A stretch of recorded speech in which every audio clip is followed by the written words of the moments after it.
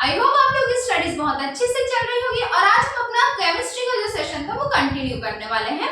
Polymers हम देख रहे थे, पॉलीमर्स के बहुत सारे टाइप्स हमने देखे, क्लासिफिकेशन देखा, कुछ इंपॉर्टेंट पॉलीमर्स डिस्कस किया था और आगे आज भी हम कुछ बहुत इंपॉर्टेंट पॉलीमर्स जो है वो डिस्कस करने वाले हैं। इन पे कैसे क्वेश्चंस आते हैं इन पे हम बात करने वाले हैं। सो आप लोग अपना सपोर्ट बनाए रखिए and keep learning with me. ठीक है, तो स्टार्ट करते हैं।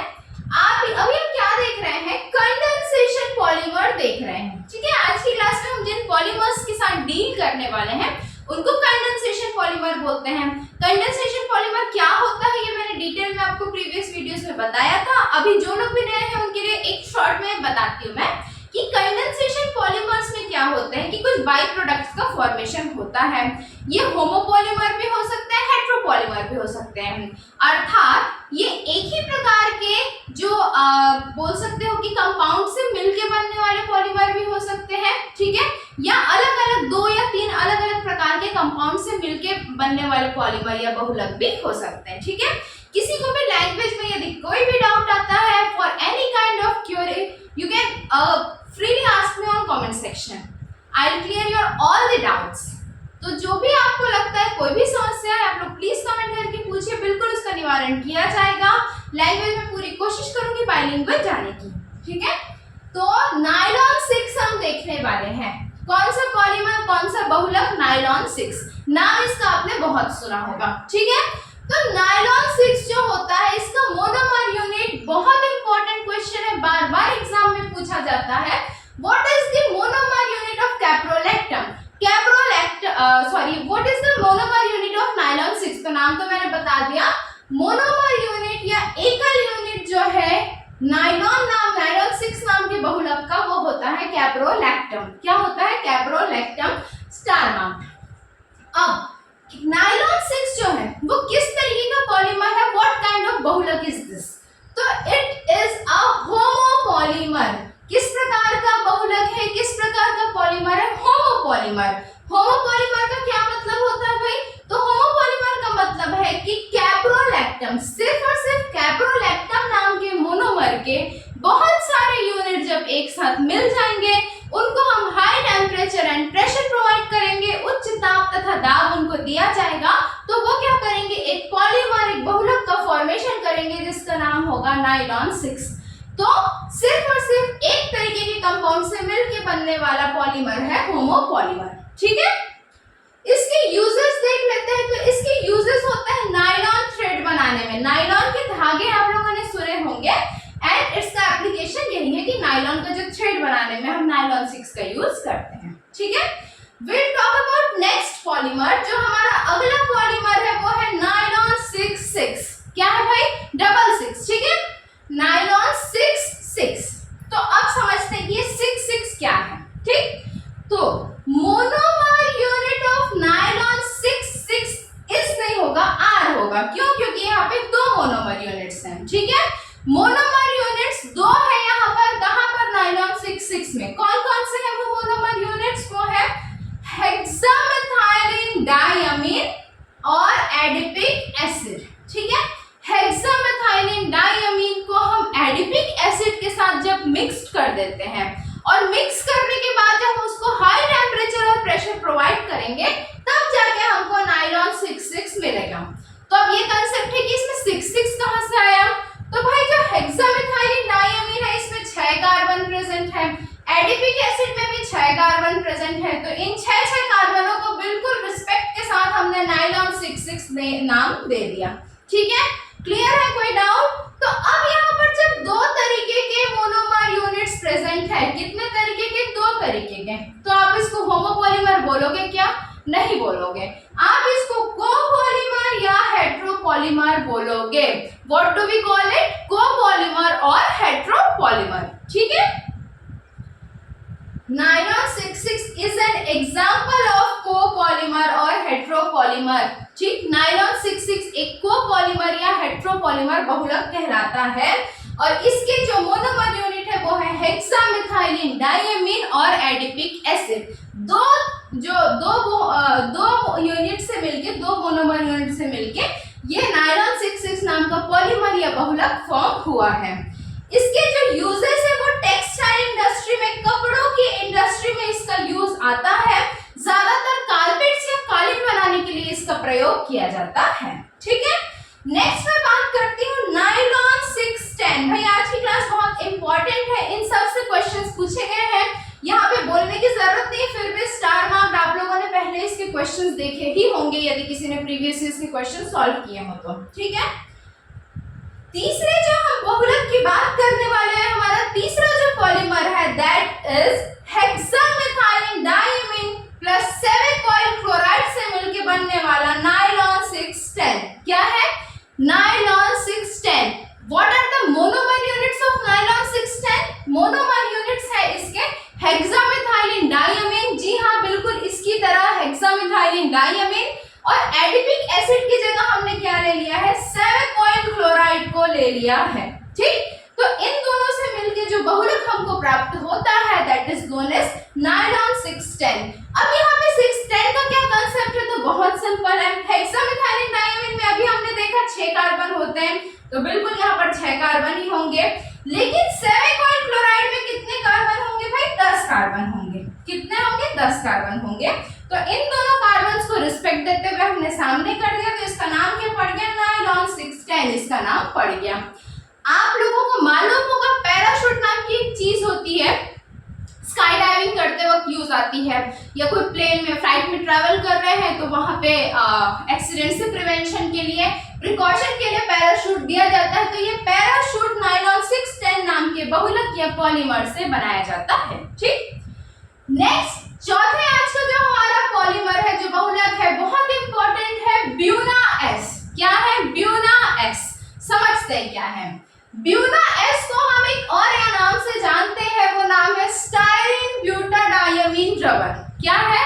स्टाइरीन ब्यूटाडाइमीन रबर, जिसको SBR भी बोलते हो। वेरी इंपॉर्टेंट पूछा हुआ क्वेश्चन, बहुत ज्यादा इंपॉर्टेंट पॉलीमर है ये, बहुत ही इंपॉर्टेंट बहुलक है ये। ठीक है, Buna S, styrene butadiene rubber, SBR जिसको बोलते हैं, उसका नाम क्या है? ब्यूना एस है।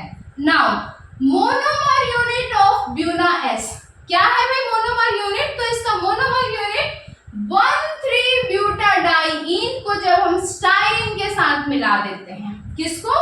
1,3 butadiene will get mixed with styrene, तो हमको कौन सा पॉलीमर मिलेगा? कौन सा बहुलक मिलेगा? ब्यूना एस नाम का बहुलक या पॉलीमर हमको प्राप्त होगा।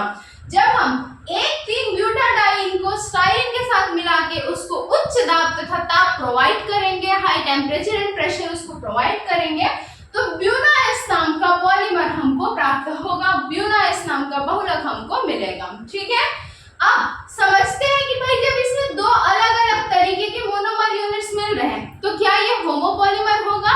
नहीं, बिल्कुल नहीं होगा, क्योंकि मैंने तो बताया है कि होमोपॉलीमर में सिर्फ एक तरीके के मॉलिक्यूल्स होते हैं, इसमें तो दो अलग अलग हैं, तो इसको हम क्या बनेंगे? कोपॉलीमर या फिर हेट्रोपॉलीमर। मतलब जहां पे दो या दो से अधिक अलग अलग प्रकार के मोनोमर यूनिट्स जब कंबाइंड होते हैं, तो that will be known as copolymer और हेट्रोपॉलीमर। ठीक है, इसका जो यूज होगा कहाँ होगा? ये बेसिकली क्या है? ये रबर बनाने के लिए हम इसका यूज कर रहे हैं। ठीक है, स्टाइरीन ब्यूटाडाइमीन रबर बना रहे हैं, तो जो टायर के लिए जो रबर यूज होता है ना, वहां पे इसका काम आता है। जूतों में जो रबर का सोल बना हुआ रहता है, लगा हुआ रहता है, उसमें काम आता है। और इसी प्रकार की व्हीकल ऑटोमोबाइल इंडस्ट्रीज के लिए इसका बहुत इंपॉर्टेंट जो है सिग्निफिकेंट होता है, उस तरीके के रबर बनाने के लिए ब्यूना एस का काम लेते हैं।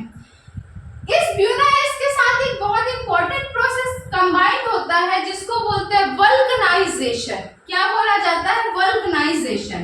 ये वल्कनाइजेशन बेसिकली क्या है? तो वल्कनाइजेशन एक प्रोसेस है, किस लिए प्रोसेस है?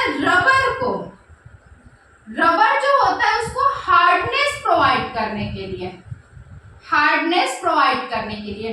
भाई हम सबको पता है कि रबर क्या है? एक प्लांट प्रोडक्ट है, एक पादप उत्पाद है जो बहुत ही लचीला सा होता है, बहुत ही सॉफ्ट जेली लाइक स्ट्रक्चर होता है। तो अब जेली को लाके तो आप नहीं दे दोगे ना कि हाँ भाई now make it rubber from this करके, तो हमको क्या करना होता है कि उस रबर को 5 to 8%, कितना 5 से 8% सल्फर के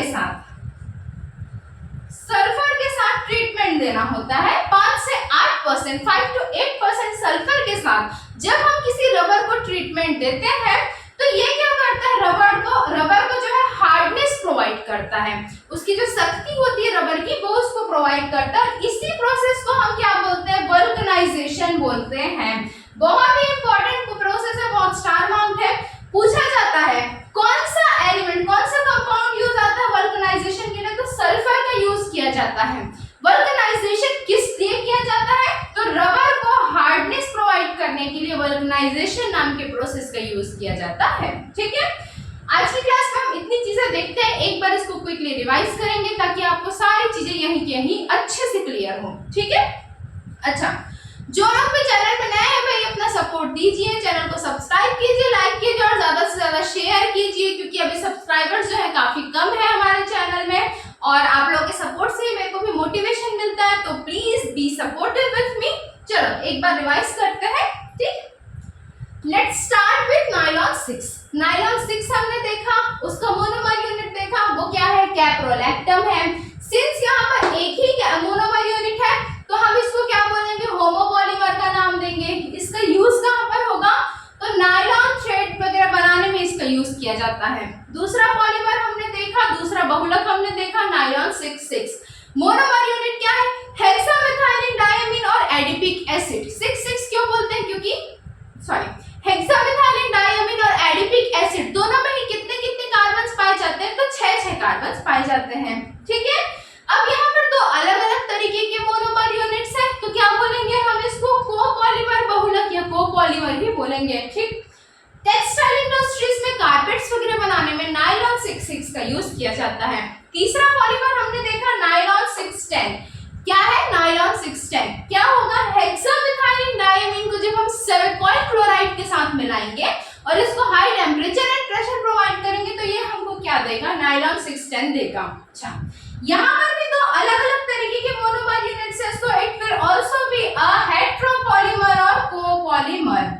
हेट्रोपॉलीमर और कोपॉलीमर। ठीक है, पूछा जाता है क्वेश्चन, बिल्कुल अवॉइड नहीं करना है। नायलॉन 610 किस तरीके का पॉलीमर है, एडिशन है, कंडेंसेशन है, हेट्रोपॉलीमर है, कोपॉलीमर है, तो भाई एडिशन छोड़ के ये सब है। ठीक, कैसे है, यदि आप लोगों ने प्रीवियस क्लासेस अच्छे से देखी होंगी तो आपको समझ में आ जाएगा कि ये एडिशन पॉलीमर नहीं है, बाकी ये कंडेंसेशन पॉलीमर है, ये हेट्रोपॉलीमर है, ये कोपॉलीमर है। ठीक है, अच्छा, इसके यूज कहाँ पर है, पैराशूट बनाने में इसका यूज किया जाता है। नेक्स्ट हमने बहुत इंपॉर्टेंट पॉलीमर देखा, दैट इज ब्यूना एस। क्या बोलते हैं, स्टाइरिन ब्यूटाडाइअमीन रबर या SBR इसको बोला जाता है। इसके मोनोमर यूनिट है 1,3-ब्यूटाडाइन और साथ में स्टाइरिन। कोपॉलीमर या हेट्रोपॉलीमर का एग्जांपल है ये। यूजेस का टायर इंडस्ट्री, रबर सोल या और ऑटोमोबाइल इंडस्ट्रीज में रबर से रिलेटेड इसका प्रयोग किया जाता है, इसके एप्लीकेशंस है वहां पे। वल्कनाइजेशन नाम के प्रोसेस से हमने डील किया, जो कि रबर को हार्डनेस प्रोवाइड करने के लिए 5 से 8% सल्फर के साथ में जब हम रबर को ट्रीटमेंट देते हैं तो हम उस प्रोसेस को वल्कनाइजेशन बोलते हैं, जो रबर को कठोरता, उसका जो है ना इलास्टिसिटी, वो सब प्रोवाइड करती है। ठीक, तो यहाँ ये सब बहुत इंपॉर्टेंट है।